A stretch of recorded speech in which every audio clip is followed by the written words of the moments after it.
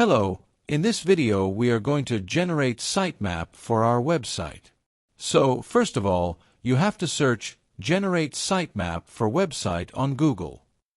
Then you will see many search results among which you can select any one of them. I have selected XML Sitemaps Generator for this.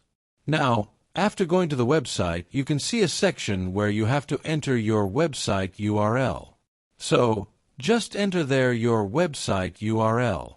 Now the website will scan your website step by step and will create a map of what your website looks like.